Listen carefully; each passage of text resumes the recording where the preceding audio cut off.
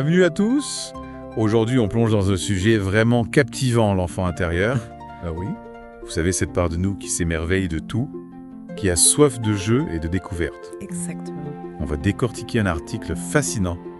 Réveillez votre enfant intérieur pour une vie plus joyeuse. Et on va voir comment on peut ramener un peu de cette magie dans nos vies d'adultes. C'est ça l'idée. Alors avant de se lancer dans le vif du sujet, j'ai une question qui me trotte dans la tête. Oui, allez-y. Pourquoi est-ce si important de réveiller cet enfant intérieur? En quoi ça peut vraiment contribuer à notre bonheur? Eh bien, l'article souligne que la vie adulte, avec toutes ses responsabilités et ses obligations, a tendance à étouffer cette étincelle de joie simple et de spontanéité qu'on avait naturellement quand on était enfant. Oui, c'est vrai. On se laisse facilement happer par la routine.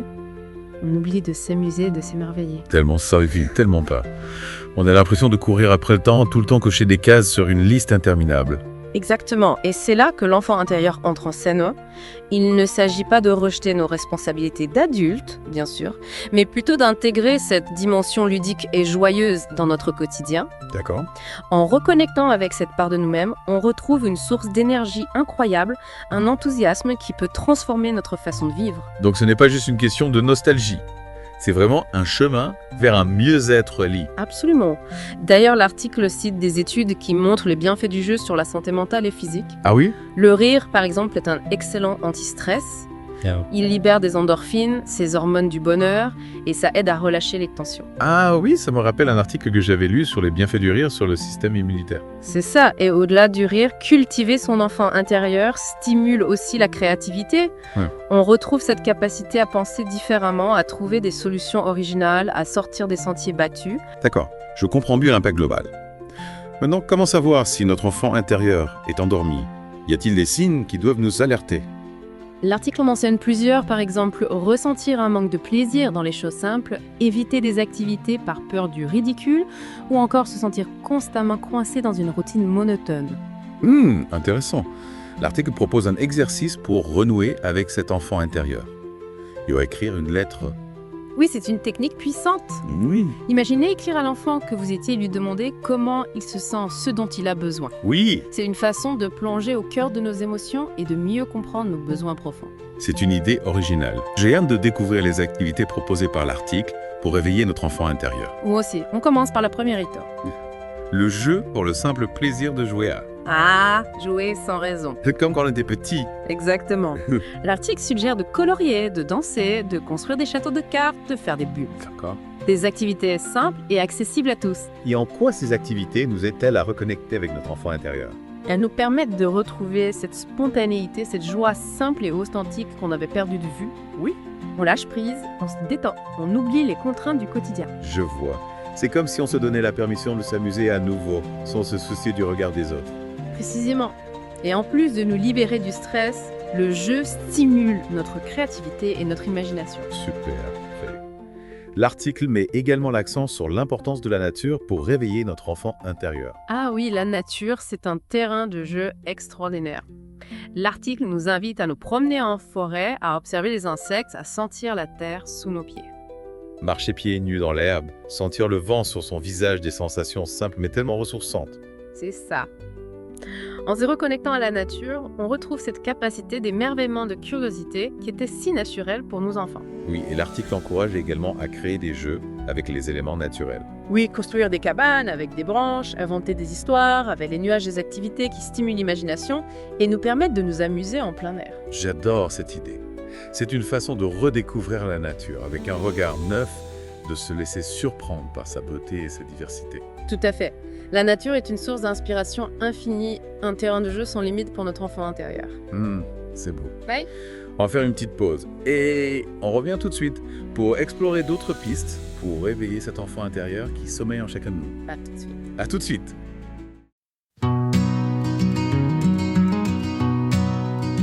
Un verre de jus dans une coupe en cristal, un chèque en bois dans un portefeuille en croco, une chanson pop qui sonne faux.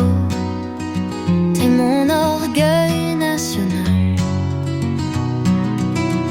C'est de l'art brut, c'est authentique, c'est du Mozart, c'est symphonique, tout comme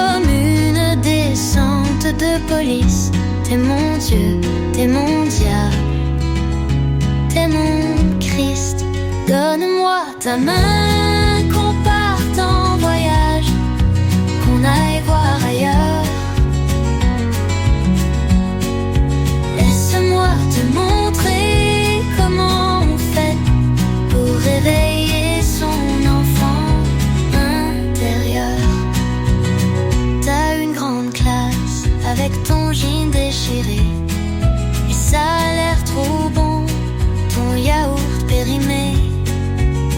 T'as l'air confiant dans ton ignorance, et t'es si beau avec ton nouveau look à la chance.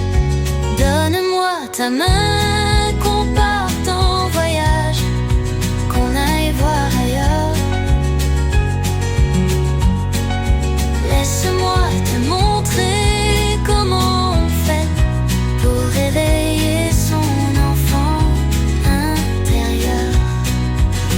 Il y a de l'amour dans ton sourire édenté, et dans ta bouche quand tu parles sans t'arrêter. Il y a du courage dans ton cœur de lâche, et dans ton regard quand tu cherches pas à plaire.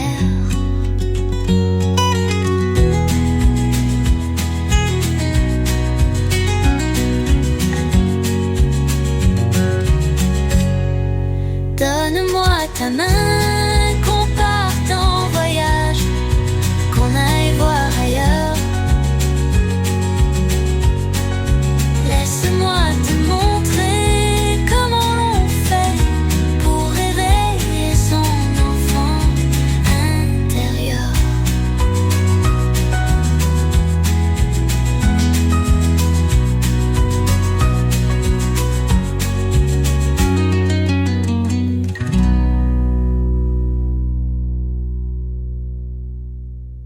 Et on est de retour pour la suite de notre exploration de l'enfant intérieur.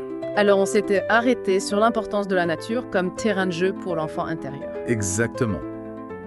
On a parlé de marcher pieds nus, de sentir la terre et d'observer la nature. C'est ça.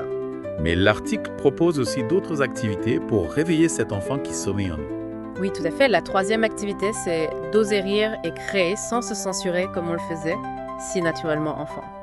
L'article nous encourage à retrouver cette liberté d'expression, rire à gorge, déployer, peindre sans chercher la perfection, écrire nos émotions sans filtre. En fait, c'est se reconnecter à cette joie simple de créer sans se mettre la pression. Oui, et en s'autorisant cette liberté, on libère des tensions, on réduit le stress, on retrouve un sentiment de joie authentique. On se sent plus léger, plus vivant, et l'article propose ensuite de revivre nos passions d'enfance. Ah, les passions d'enfance! Ces activités qui nous remplissaient de joie de découverte, d'émerveillement. Je me souviens de ma passion pour la danse quand j'étais petite. J'adorais me déhancher sur toutes les musiques et inventer des chorégraphies. L'article nous invite justement à identifier ces passions oubliées et à les intégrer à nouveau dans notre vie d'adulte, ressortir nos vieux jeux de société, relire nos livres préférés, nous remettre à une activité sportive ou artistique qu'on adorait. En revisitant nos passions d'enfance, on nourrit notre enfant intérieur et on lui permet de s'exprimer à nouveau. On se rappelle qui on est vraiment au-delà des rôles et des responsabilités de la vie adulte. On se reconnecte à notre essence profonde. Et on redécouvre ce plaisir de faire des choses simplement pour le plaisir, sans chercher à performer ni à atteindre un objectif précis. Ce qui m'amène à la 5e activité de l'article. Partager des moments ludiques avec les autres. Partager la joie, le rire, l'amusement, c'est multiplier le plaisir et renforcer les liens avec nos proches. C'est vrai, on nous dit souvent que le bonheur se partage et se décuple quand on vit à plusieurs. L'article propose d'organiser des soirées jeux de société, de jouer avec des enfants, de créer un groupe, de faire des sorties ludiques, de célébrer ensemble les petites victoires.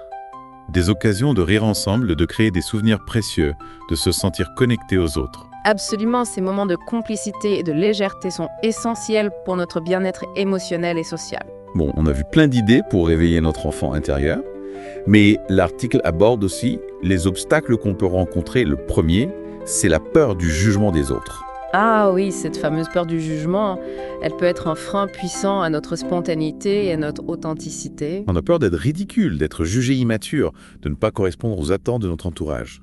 Et c'est bien dommage car c'est en osant être soi-même sans filtre qu'on se sent vraiment libre et vivant. L'article nous rappelle que notre bonheur personnel est une priorité. On a le droit de s'amuser, de rire, de jouer, même si ça ne correspond pas aux normes sociales. Exactement. Et l'article nous encourage à adapter les activités à notre personnalité et à notre environnement. On peut commencer par des petits pas dans des espaces où on se sent en sécurité avant de s'aventurer dans des contextes plus exposés. L'important, c'est de se faire confiance, de suivre son intuition et de se respecter. Et surtout, de ne pas oublier que le jugement des autres ne nous définit pas. On a le droit d'être différent, d'avoir nos propres centres d'intérêt et de vivre notre vie comme on l'entend. Le deuxième obstacle, souvent évoqué, c'est le manque de temps. On se dit qu'on est trop occupé pour jouer, pour s'amuser. Il suffit d'intégrer des micro-moments ludiques dans notre quotidien. Par exemple, chanter sous la douche rêvassée pendant nos pauses, dessiner sur un coin de table, jouer avec l'eau en faisant la vaisselle.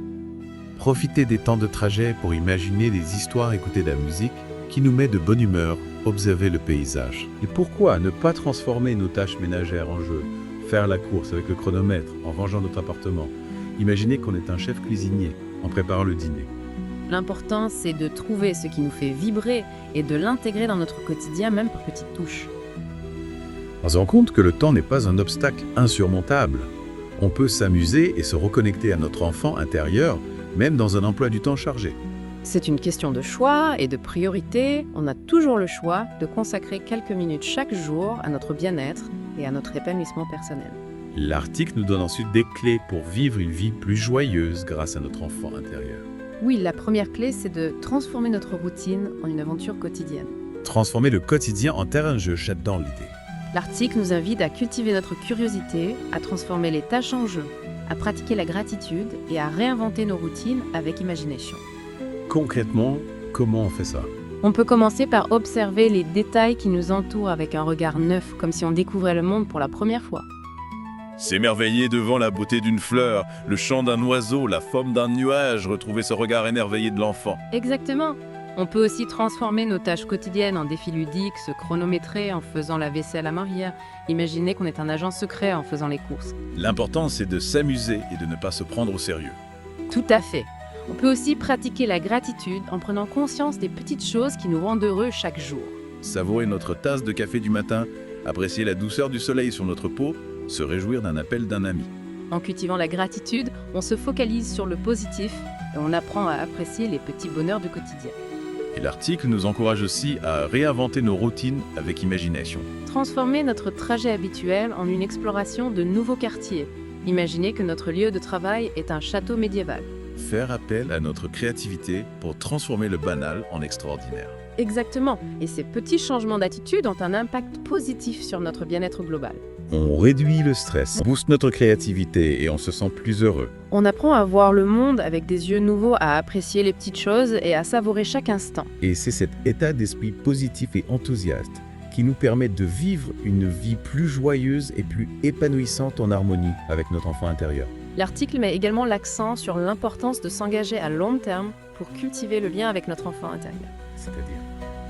Il ne suffit pas de s'amuser une fois de temps en temps, il est essentiel d'intégrer des rituels ludiques dans notre quotidien de manière régulière et durable. Ah oui, comme se créer des rendez-vous avec son enfant intérieur. Exactement, l'article suggère par exemple de prendre 5 minutes chaque matin pour danser sur notre musique préférée ou de se réserver 10 minutes chaque soir pour dessiner. L'important, c'est de créer des moments privilégiés pour se reconnecter à cet espace de joie et de liberté. Et d'être bienveillant envers soi-même. Si on n'a pas le temps un jour de réaliser notre rituel, on ne culpabilise pas, on le reporte au lendemain ou on le remplace par une autre activité qui nous fait plaisir. L'essentiel, c'est de ne pas perdre de vue notre objectif, nourrir notre enfant intérieur et cultiver la joie dans notre vie. Et célébrer les petites victoires, chaque fois qu'on réussit à intégrer un moment ludique dans notre journée, chaque fois qu'on ressent de la joie et de la légèreté, c'est une victoire à célébrer. Ces petites victoires nous encouragent à poursuivre nos efforts et nous rappellent que le jeu en vaut la chandelle. Et la patience est notre allié dans ce processus. La transformation prend du temps. Il faut se montrer indulgent vers soi-même et accepter les hauts et les bas. Le plus important, c'est de ne jamais abandonner et de continuer à nourrir notre enfant intérieur avec amour et attention. Et en cultivant cette relation avec notre enfant intérieur, on s'offre la possibilité de vivre une vie plus authentique, plus joyeuse et plus épanouissante en harmonie avec notre être profond. Alors on arrive à la fin de notre exploration de l'enfant intérieur. Et je dois dire que j'ai beaucoup appris. Moi aussi. C'est vraiment un sujet inspirant. Et je pense que c'est un beau message à retenir pour chacun d'entre nous. Oui, on a tout cet enfant intérieur en nous qui ne demande qu'à s'épanouir.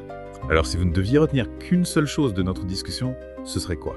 N'attendez plus pour réveiller votre enfant intérieur, offrez-vous des moments de joie, de jeu et de spontanéité et vous verrez votre vie se transformer. C'est une belle conclusion. Merci beaucoup pour votre participation à cette exploration. Merci à vous, c'est un plaisir. À bientôt pour un nouveau Deep Dive. À bientôt.